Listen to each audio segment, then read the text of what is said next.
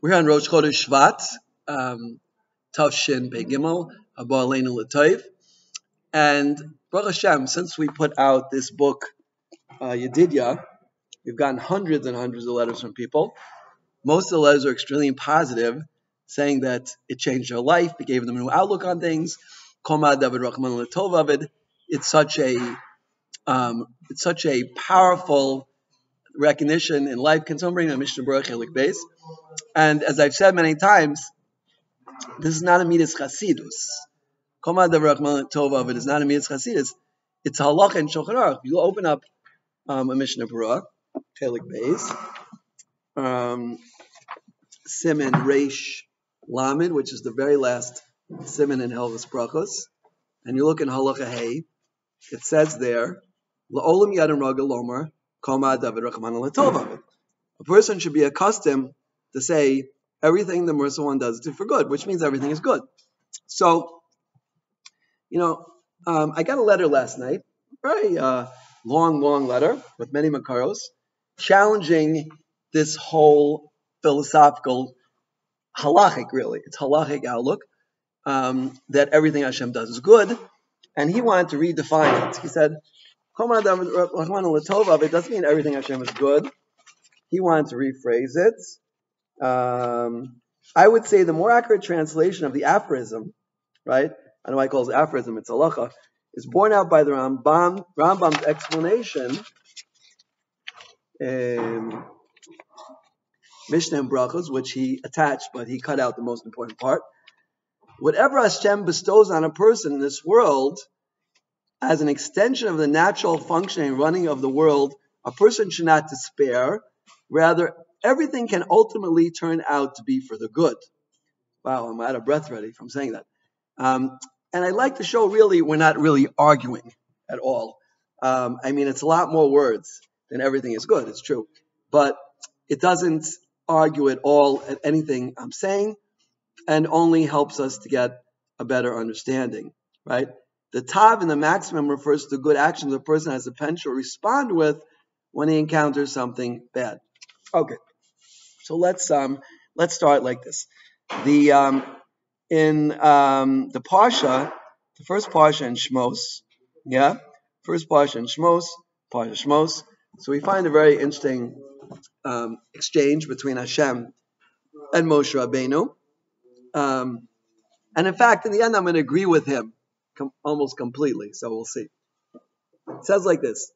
Right where the mafter is. This is Perek Vav at the beginning of Perek, end of Perek Hey, beginning of Perek Vav. So what happened? Hashem tells Moshe Rabbeinu to go to Klal Yisrael and tell them, we're going to bring the Gula and go to Paro. We want to go out to serve Hashem. And Paro just gives them more work. So Moshe Rabbeinu came back to Hashem and he said, Hashem, why did you do bad to the people? Right? Why did you send me? Things just got much worse, right? I guess Moshe Rabbeinu didn't read Yedidya. No, but obviously that's off the record. No, okay. He didn't read it. He wrote it.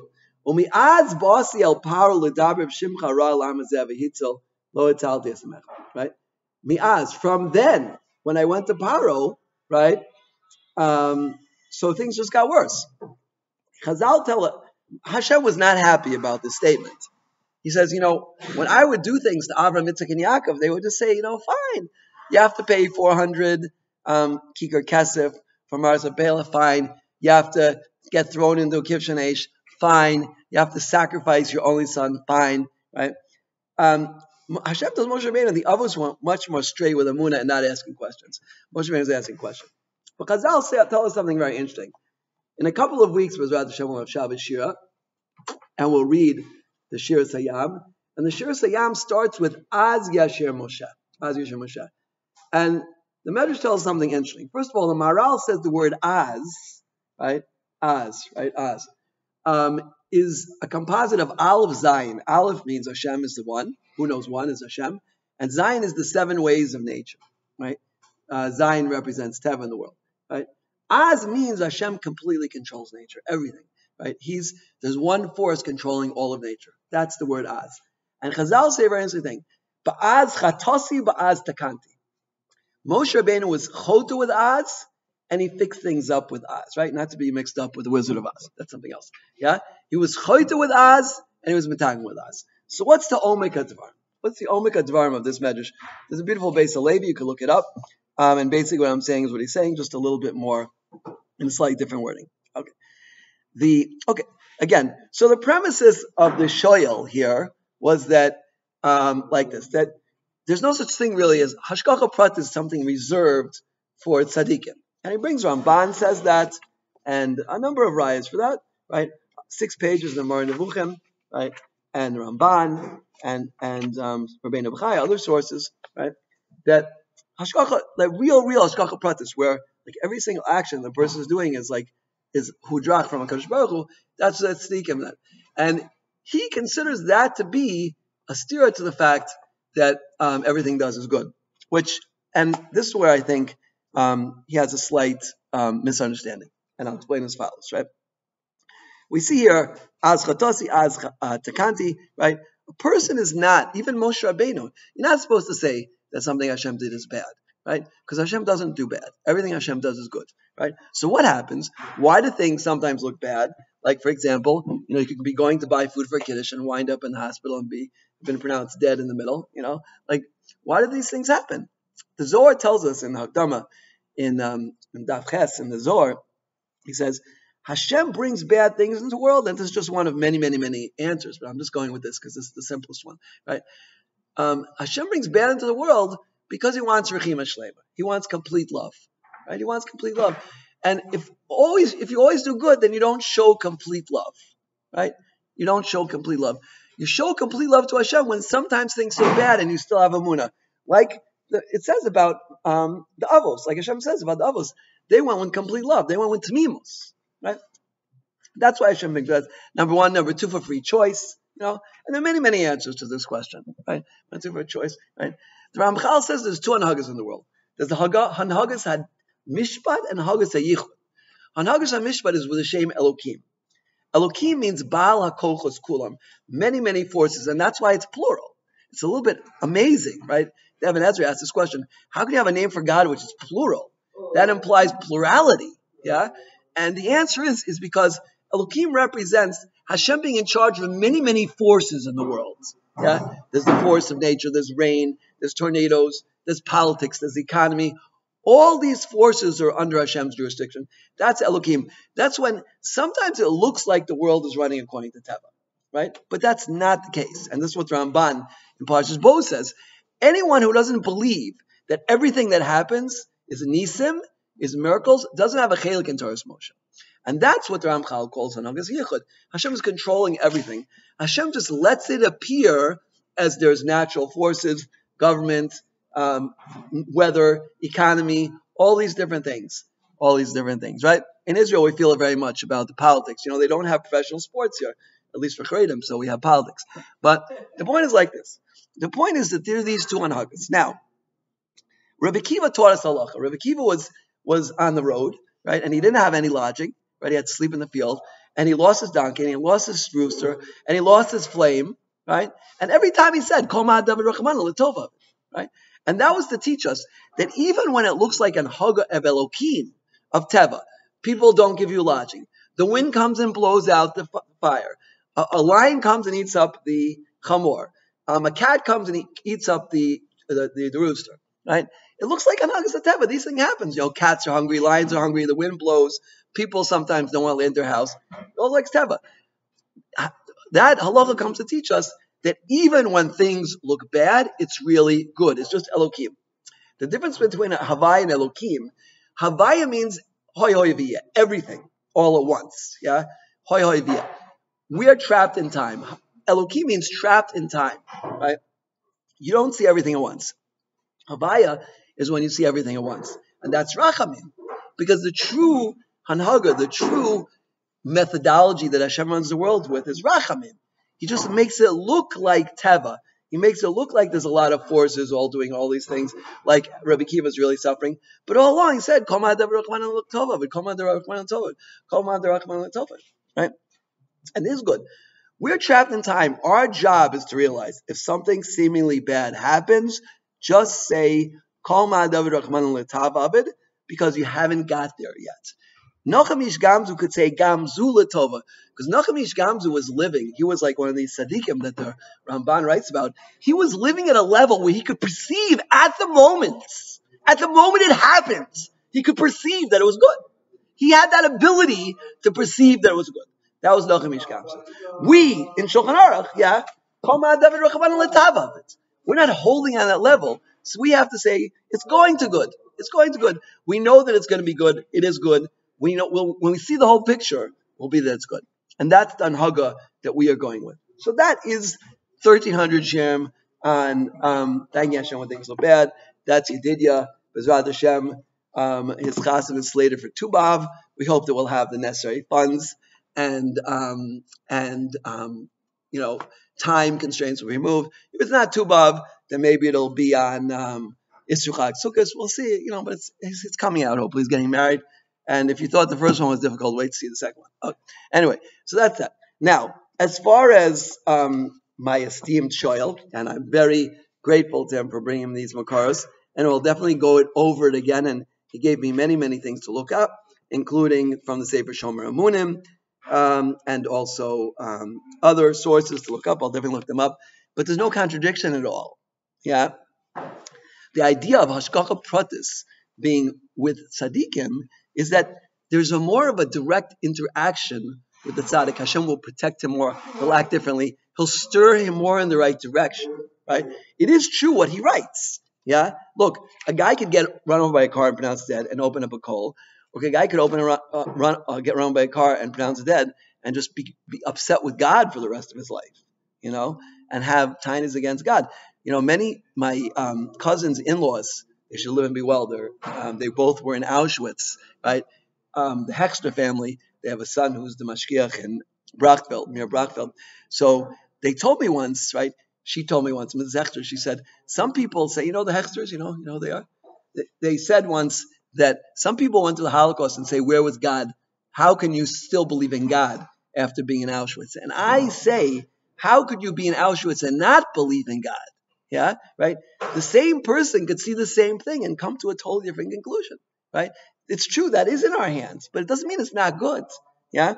And in truth, that's really what this, my esteemed shoyl, is really saying here, right? What does he want us to say? How does he want us to define this, right? Right? Whatever heaven bestows on a person in this world, whatever occurs on as an extension and natural functioning running of the world, a person should not despair. Rather, everything can ultimately turn out to be for the good. It is an opportunity to respond with the appropriate emotions of calm and fortitude and realize there is hope. Right? In other words, yeah, that everything is good. You have the ability to make everything good. There's free choice. If you decide after getting run over by a car, you want to be upset with God, yeah, or after being in the Holocaust. Now, Chas v'shalom, there's no ties against anyone with the Holocaust. Moshe Feinstein, said there's a separate Shulchan Aruch for dealing with people who went through the Holocaust. It's different. But I'm saying, let's talk about getting over a car. I can talk about that because it happened to me. Or I read a wonderful book that a young woman once gave to me after she had a miscarriage. It's called Upside, right? It's about 20, it's not written by a Jewish, I don't think the author is Jewish. Oh, actually is, but he wasn't religious. Yeah. It's about 15 to 20 case studies of people whose lives were ruined. A woman jumps out of the plane, her parachute doesn't open, she breaks every bone in her body, a guy's hit by a motorcycle, all things. Their lives certainly ruined, and they turned out to be good, right? So it's true. It is within our power to look at things in two directions. Either to turn to total despair or to use it for the best, as all of those individuals in Upside. He didn't bring any stories of people who had their lives ruined and just committed suicide.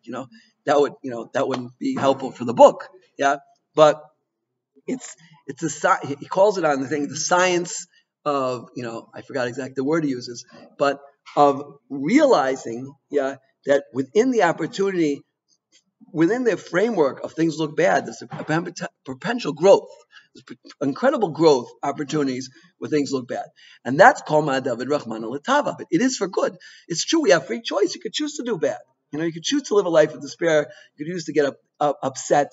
You could choose to scream at your wife. Right? Lamashal, if you walk into the house and your wife throws a pot at your head, and you duck and it breaks your window. Okay, so Baruch Hashem, it didn't cause damage to your head, only your window. How much does it cost? It's probably cheaper to fix a window than to go to the emergency room, and have an operation, but everything is good. You could choose. The Gemara says, whoever has an Isha Ra, you won't see the face of Gehenna.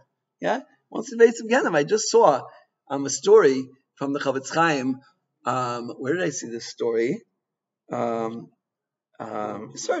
was one of the books my wife had borrowed when she was feeling sick.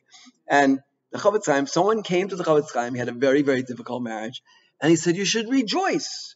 You should be in tremendous simcha. It's a high madrega. I agree. And most people don't go with that shita. Most people just get divorced. Yeah? And we'll discuss that in Yedid Yitub Bezrat Hashem. But the point is that the ability to choose to make something good is always there. Everybody has it. Everyone has it. It's always there. That's exactly what he's saying. I'm not disagreeing with that, right? I'm not disagreeing with that, right? I'm not saying that everything is good and there's no possibility for anything bad to happen ever, meaning to see Hashem's good in front of your eyes and to ignore it. Yeah? It's always there. There is free choice in this world, And look, the truth is the Leshem says like this. The Leshem says that even if you blow it, right? Shmuel, you hear? Even if you blow it, it's good. Because the punishment will be a gilui kvod shemayim through the din, and it's also good. Okay? But that's already Kabbalistic, and that's very amok. Yeah? But the same thing is going to come out. Kvod shemayim will come out in the end, even if you're chotem, right? Even if you're chotem. Okay, you'll be punished for it, and it'll be very painful, and this. But good will always come out. It's placed in our hands the ability to choose and to decide. Yeah? And that really depends on a person's attitude, right? If you're coming to Kollel, and like me, okay, I woke up late this morning. Okay, it was 4:25, but for me that was late. And then I had a charusa, and then I called 25 taxis to get to the Kollel. Nobody would come. I davened. I know, okay, things like just weren't going my way today. Okay, and I figure like, how am I gonna get here by 9 o'clock? It's the taxis are just not coming today, right? So I get in a taxi, and like miraculously we got here in like 12 minutes. He said this never happened before ever. The Waze, he ignored the Waze and he took a different way and like it was completely open when we got here. Okay, so call that Hashgacha Pratis, call you what you want. It doesn't matter. Our obligation is to try to use the situations that Hashem presents us with and try to understand and find the good in those situations. Where Hashem is taking us, what Hashem wants from us, right? How are we supposed to grow from these situations, right? For example, the Gemara in Sanhedrin says, if somebody insults you and you're quiet, you lose 100 averos, right? That's good, no? Right? Okay, look, you might not feel so good about it, but it's a good thing. Every single thing that Hashem does in the world is intrinsically good, yeah? It's just that it's true, we can mess it up. We can choose to do bad, and even then it'd still be good, right? But the ultimate good lies in us choosing and recognizing and fulfilling the Loch and Shulchan Aruch. And that's exactly what Rebbe Kiva did. Yeah? Rebbe Kiva said, everything Hashem does, yeah? It's all going to good, and he saw the good. And this is what the Sfarim say. The more that we recognize that it's good, the more Hashem will show it to us. And that's called Amtokas Adinim. So this is really our job, and this is what we have to do, and this is what's ahead of us. Yeah? And the more you do this, the more you'll see it. Yeah, the more you'll see it. I'll just conclude with what he says here. He brings the Rambam in Parashah Mishnayos, in Parak Tes, on the Mishnah of Kishen Shavarach L'Tov, Kach Mavarach L'Ra. And he brings the part of the Rambam, right, that we never know. It could look really good. We find a diamond, but maybe the king is going to put us in jail, for not turning it in. And maybe our flood gets flooded. Our field gets flooded. And it looks really bad, but then it's good because it irrigates us, right? Says the Rambam, a person should always say that something should be latzlacha amitis, right? And he left that part out. It's very interesting, which is the main part. Ikar Chasim in a Sefer. Reb Rev used to say this Rambam over at least once a month. Come on, in a shir, yeah? Because a person should not get fazed by what he sees in front of his eyes. If it looks really good, he doesn't know. It might turn out differently than he sees. And if it looks really bad, he shouldn't get fazed, because it might turn out differently than he sees. He says all the Gedolim who was by, which includes the Brisker Rav, which includes the Chazon Ish, which includes Rav Chatzkel Levenstein, yeah, Ba'od, yeah, they never got too excited when something happened, whether it was good or whether it was bad, because we don't know. The right approach, says the Rambam, said Reb Revda, it should be latzlacha amitis. It should take me to the place where I'm meant to go, yeah, and I should use it properly. That's latzlacha amitis. I should make the right decisions based on my situation to get to where I'm really meant to do. And that's really what you need, siyata dishmaya for that, right? You need siyata dishmaya, and you need a Rav. This is what Rev Orlowick said by our beloved Malka we made in Rev Revda's honor, yeah, in his memory, right? A person needs a Rav because he's biased, yeah. He thinks. I remember many times going to Shlomo Zalman Auerbach and thinking A and coming out with B, like a complete flip, right? Number one, I don't know Kol Torah Kula like Rosh Shlomo Zalman Auerbach did, yeah, and I don't have his brilliance, and I don't have his age and experience in Shemush, yeah. And it's the same with Rav Shlomo Brev, then it was the same with Shlomo Safrani, right? The three Shlomos I knew in my life were all brilliant Ge'onim, right? And they all had a Bechina of Chacham Shlomo. So that's what we need. Number one, we need to know, yeah, that we don't, there's two anhagas, right? And the anhaga that we see is the anhagas hamishpat, yeah, generally speaking, unless we have miracles. The anhaga we're meant to live by, though, is anhagas yichud, yeah? And this, Noam Elimelech says it over and over in his Sefer, yeah? A person who's dovek to the Shem Havaya, right, he'll see more and more than Hagas Yichud. And this is what he's bringing from the Ramban. It's not a stira. Ramban in Eov and other places. Yeah? The Ramban in Parshas Bo is saying that a person has to know that everything is nisim. Everything is from Hashem. Everything is good. Everything is an opportunity for growth and for goodness. It's just we have to use the opportunity right. So, in short, Eil ve'eil divrei Elokim Chaim, and he should be gesund and stark. He should all be gesund and stark. And we should see the Gula quickly. Bakarav, Amen, Cain, T.A. Ratzon.